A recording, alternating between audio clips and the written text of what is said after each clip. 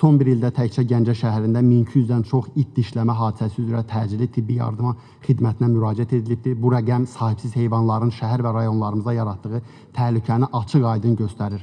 Sahibsiz heyvanların peyvənd edilməməsi və onlara tibbi yardımın göstərilməməsi nəticəsində quduzluq və digər xəstəliklərin yayılması riski artmaqdadır.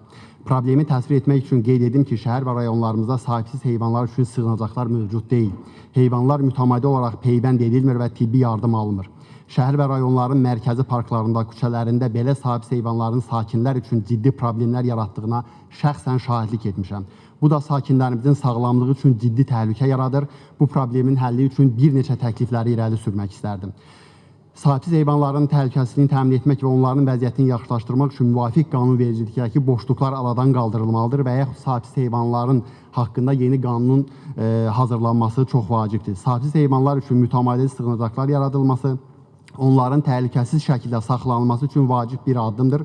Bu sığınacaqlar heyvanların tibbi müayinəsi və müalicəsi üçün də istifadə oluna bilər.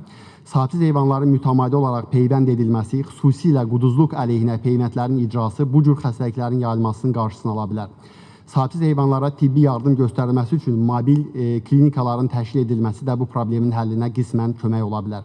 Şəhər sakinləri arasında sahibsiz heyvanlara qarşı düzgün münasibətin təşviq edilməsi üçün də maarifləndirmə kampanyaları aparılmalıdır. Sahibsiz heyvanların problemlərinin həlli üçün kifayət qədər vəsait ayrılmalıdır. Bu vəsait sığınacaqların yaradılması, peyvənd proqramlarının icrası və tibbi yardım göstərilməsi üçün istifadə olunmalıdır. Ən əsas isə sahibsiz heyvanlar problemi ilə hansı qurumun konkret məşğul olması mütləq müəyyənləşdirilməlidir və onların fəaliyyəti mütləq koordinasiya edilməlidir.